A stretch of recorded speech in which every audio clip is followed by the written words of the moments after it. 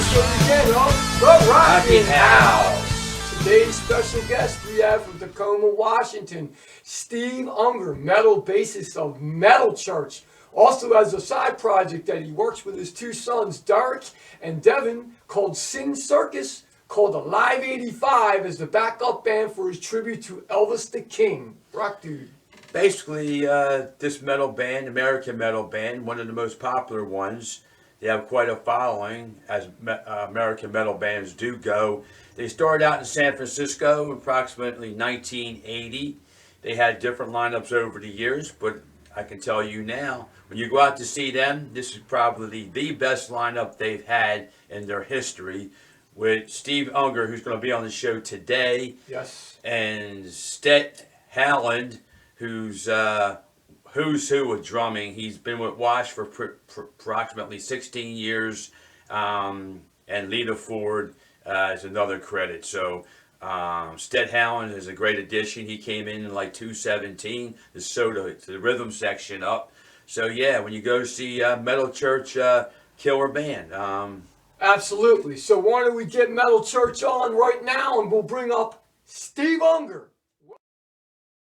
All right, this is Marky Z and this is the Rockin' House again, and I'm here today with special guest Steve Unger of Metal Church and also his tribute to the King Elvis, Alive 85, with the backup band being his two sons from Sin Circus. Steve, welcome to the show, brother. Nice to see you again. It's been a long time. How you been? I'm doing great, man.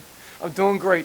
What I'd like to do is I think I want to start with talking about, your musicianship, how you play, how you started, playing just like we all start, and then how you became a member of Metal Church. Like, how did you get that opportunity? Well,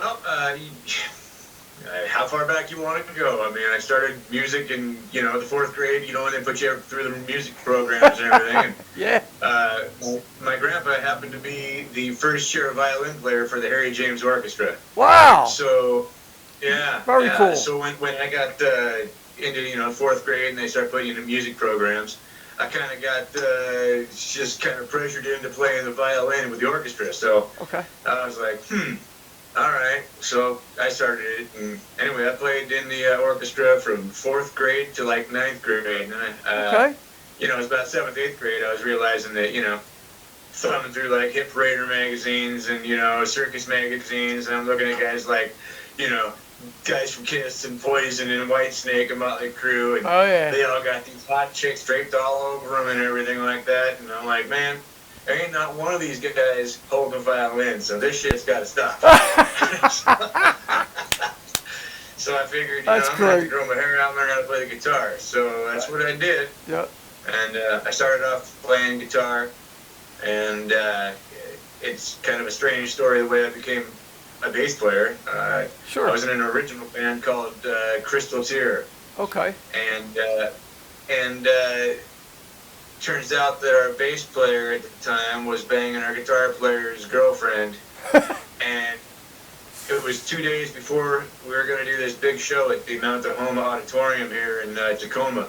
Okay. And it was playing with, let's see here, it was Diamond Lai, who turned into Alice in Chains. Really? So, wow. Yeah. I kind of grew up in the area around those guys. We used to rehearse in the same pad and everything like that. So nice. At that time, I was just, probably 16, 17 years old, and this was going to be the coolest, biggest show that I had done in my time. Right. And 2 days before that show, our bass player comes walking into the rehearsal room, and without a word being said, our guitar player, Mark, just smashed him right between the eyes, broke his nose, blacked both his eyes, and I was like, what the fuck, man? And he explained what was going on, and we were like, oh, well, dude, we kind of got to side with you. I mean, Jesus, there's enough girls running around the world. You ain't got to bang your guys in your band's girlfriend, right? Right, yeah. So he got shit canned, and this is like 2 days before what was to be the biggest show that we'd ever done at that point. Sure. And so the management company looks at me, and they're like, well, Steve, looks like you're playing bass. And I was like, I've never played the bass. I don't have a bass. I don't even have a bass amp. And they're like, leave that to us. We'll get you everything you need. And so they did. And a couple hours later, the big old Sun bass amp showed up, and the Gibson bass guitar showed up, and Okay. I had 2 days to practice with my band and learn how to play the bass as opposed to rhythm guitar. Wow.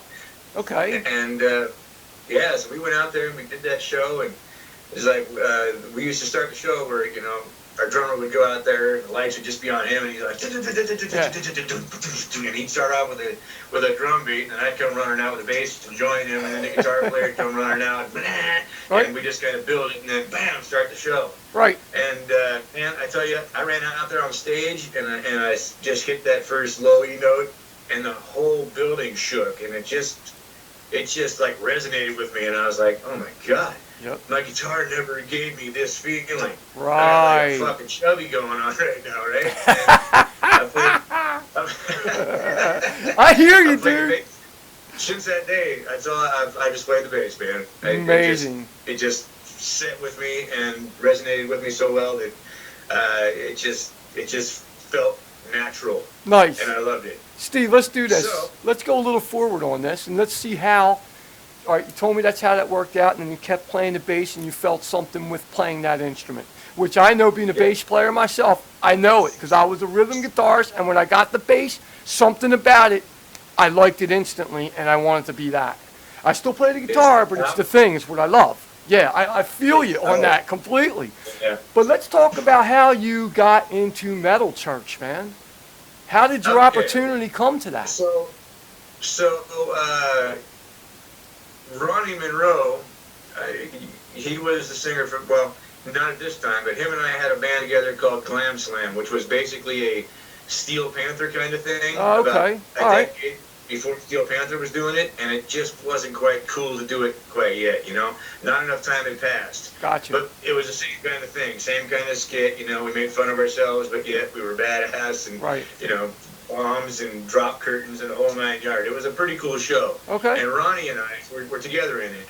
Okay. And we did that for a couple of years, and I ended up leaving the band because I wanted to pursue original music. Right. And at the time, you know, the music was changing, and you had bands like Nirvana and Soundgarden and all that. You know, they were all coming in, and they were like the big thing up and coming. And correct. Yep. That really wasn't what I was about. I came from the, you know, let's party, let's you know, get on the bikes, let's go bang some chicks, let's go to a party, you know. Yep. That's the rock and roll background that I came from. Right. And and you know, the alternative grunge sound just didn't resonate very well with me.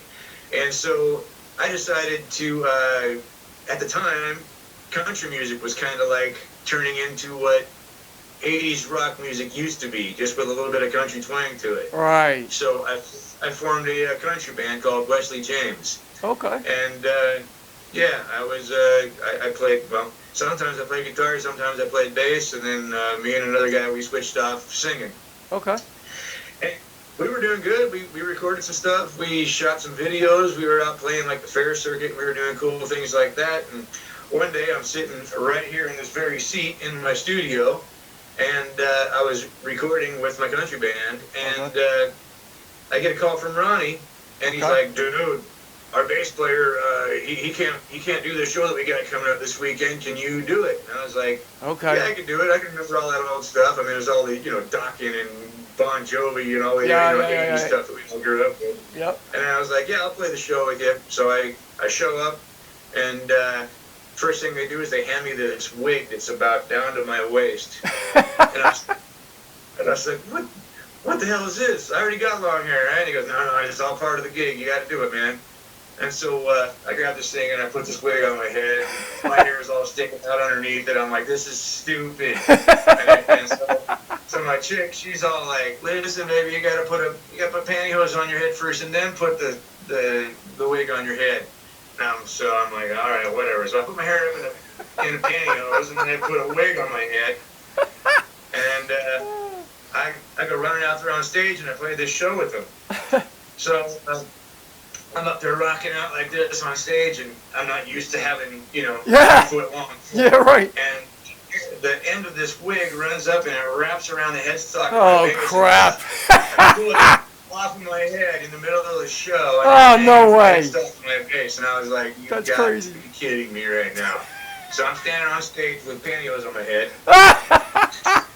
Yeah, That's it's kind of freaking hysterical great. right now, but at the time, Oh I shit, was that's fucking so horrified. rocking crazy. Yeah, right. Now it's funny, Anyway, yeah.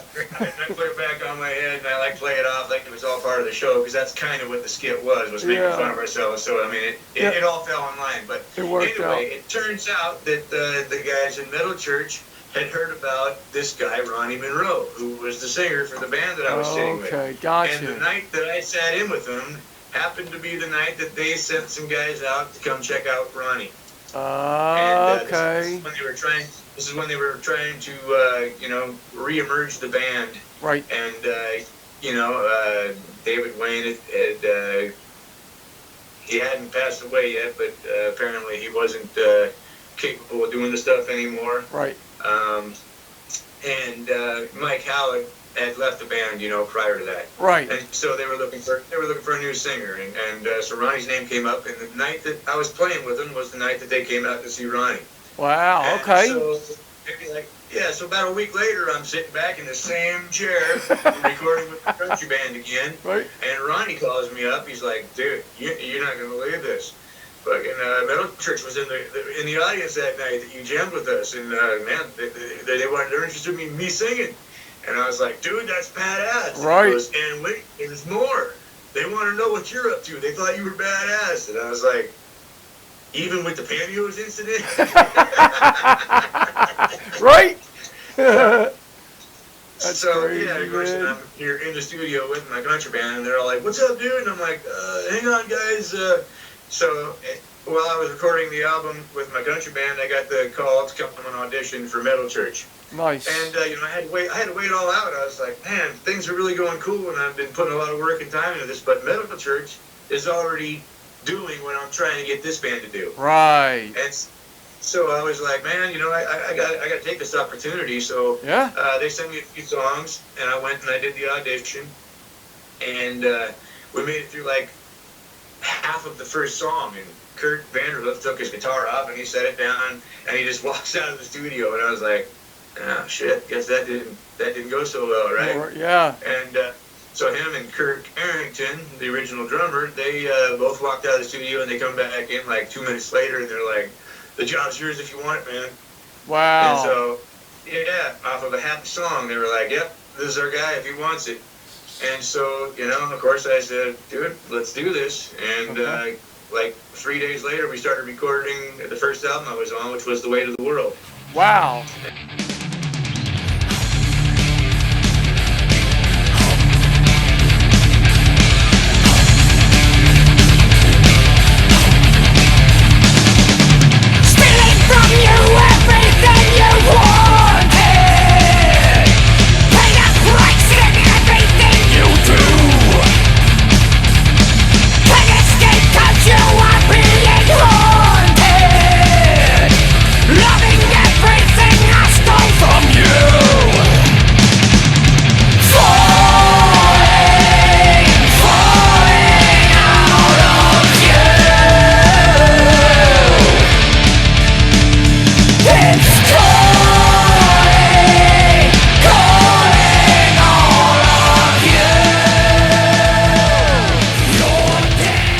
I'm back with Steve Unger of Metal Church, Live 85 tribute to Elvis, and the backup band, is Sin Circus, Devin and Derek's band that backs you up for the Live 85 to the ultimate Elvis the King.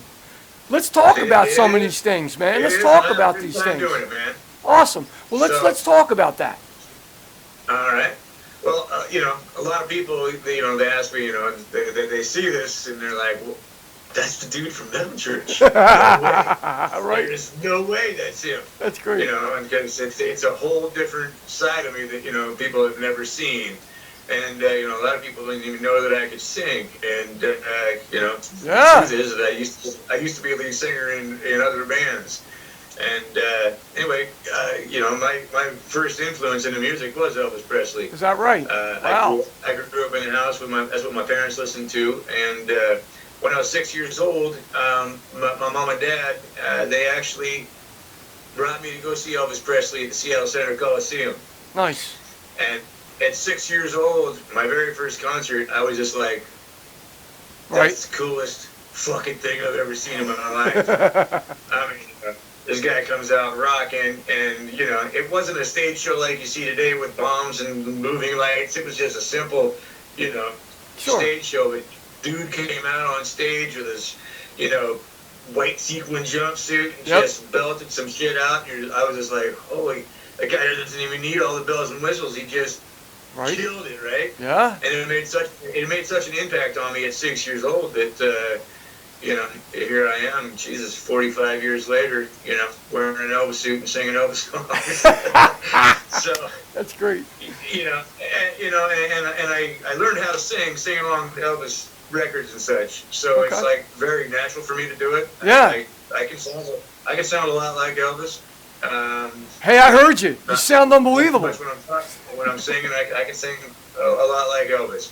Yeah. And so I wanted to put this show together just to have some fun. You know, metal church doesn't work all the time, so there's a lot of free time. Yeah. And you know, I wanted to do something that I could have some fun with and enjoy. Yeah. And I wanted it to be different than, you know, there's a million Elvis impersonators. Right. I'm not trying to be an Elvis impersonator by any means. I mean, I don't look nothing like him. You know, I don't. Yeah. Anyway, you know, some of these impersonators are amazing. I mean, you almost can't even tell the difference between, you know, Yeah. them and the real king. Yeah. And some of them are absolutely horrible. You know, you got, you know, Japanese Elvis guy that can barely sing. You know. Anyway, You're right. I wanted to do something different, so I came up with this idea of making it the Elvis show that never was but should have been. Right. So, yes, I call the show The King, Alive 85. Nice. And it is essentially what Elvis's show would have been like if he would have lived into 1985. Gotcha. You know, he'd have been in competition with all the guys that, you know, I listened to. Kiss, Whitesnake, Motley Crue, Bon Jovi, Y&T, Scorpions. Yep, So, yep. you know, obviously we got to do, you know, the big classic hit Elvis stuff, and I'm in a full Elvis outfit and everything, and Right. we do, you know, the big hits, and then what we do that brings it into the Alive 85 era is we do exactly what he used to do his whole career, was he would take other people's music, Very nice. do it his own way, and it ultimately ended up being a bigger hit than the original band that did the song.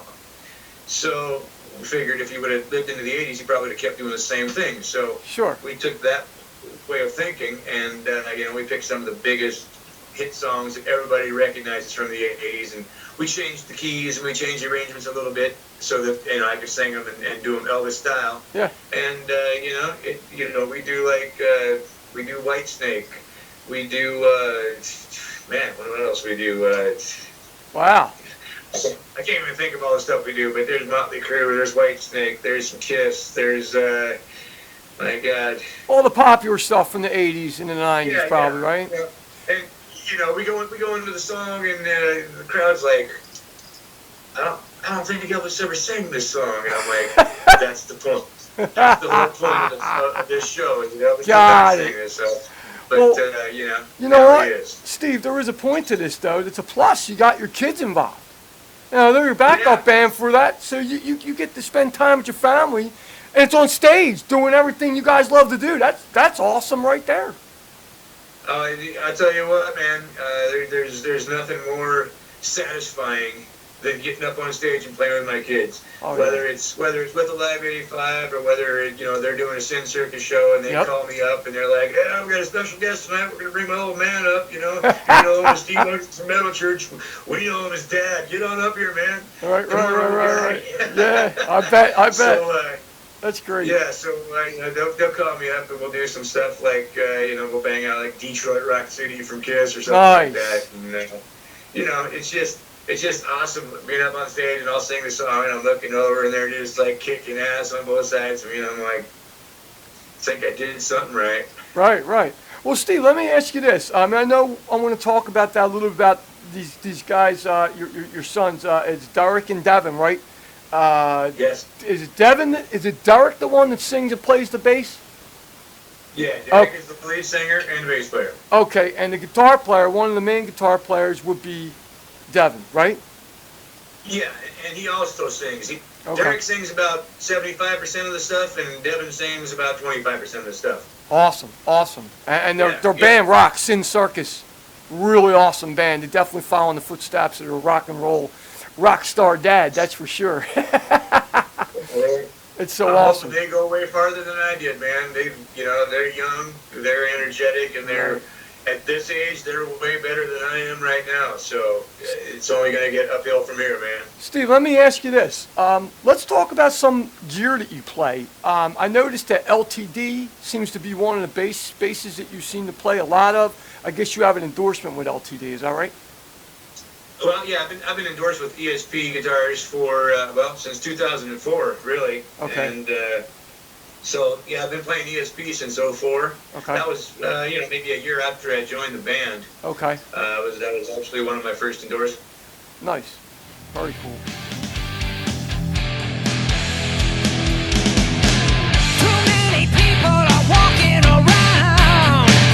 Too many people are dead in this town. And all you people are dressing like clowns. And it's bringing me down. I see you out there and you're like a disease. You point your finger of judgment with ease. You're on the street and you ain't working for free. And it's bringing me down. I see where all this is going. I'm seeing it all. I see what you don't want showing. And it's about to fall. All right, we're back again with Steve Unger from Metal Church, Live 85, tribute to Elvis the King, and again, Sin Circus being Devin and Derek as the backup band for the Elvis tribute. Steve, I want to talk about, before the satellite kicked in there and disrupted a little bit, about LTD, ESP. You said you've been endorsed with them since 2004, I believe. Let's go and move a little bit into what amps that you might want to play. What's your preference of amplifier? I mean, my preference is Ashdown. I like Ashdown. I like British stuff. What's your action? I was endorsed with Ashdown for a little bit, and I actually Nice. used one of those. I still have it, and the thing is, been bulletproof. Yeah, they kick and it's ass. one of those things that has fallen off the back of the truck a half a dozen times, and it still works too. Yeah, man, I agree. But I've always been partial to Ampeg. Okay. Until at one point I got an endorsement with Basson bass cabs. Nice. Who Nicky Six highly recommended them. He told me, man, these will fall off the back of a truck and you pick them back up and they'll work again. Nice. So I got an endorsement with Basson, and I used them for probably 5 years. Okay. And I still played an Ampeg amp, and I've always wanted to get an Ampeg endorsement. And it's about 3 years ago I finally got an artist endorsement with Ampeg. So now I'm back to using full Ampeg stuff. Couple Cool. 810 cabinets and Nice. 2 SVT classic heads. Yeah, So well, that's what I use. yeah, man. Well, I got to see you guys live in Asbury Lanes. That's where we met and we hung out, and That was a badass venue, dude. that was kick-ass with Doro. That was really awesome. Yes. You guys rocked that night. I wish, there was more people that came out to the show, because it was a killer. I mean, like, you guys sound like the album. Doro sound like the album. Unbelievable, man. That was really, really an awesome night. And that's, again, this is the tour right here. This is where I got the shirt. Damn it, Pickle baby. Yeah, dude. Yes, my girlfriend Kathy loves that album. That was a great tour. Yes. And there was some parts on that tour. Was Armored Saint with us on that as well? Well, they weren't there that night, but they might have been on the tour. I don't really know. I think I might have seen, posts about it. Yeah, because I know you said you toured a lot with Armored Saint. Oh yeah, We've I had love that those conversation. guys, man. They're a great band and a great bunch of dudes, man. Yeah, they're awesome. They're awesome. Yeah, indeed. Let's talk a little bit moving forward. Like, what's new for Metal Church?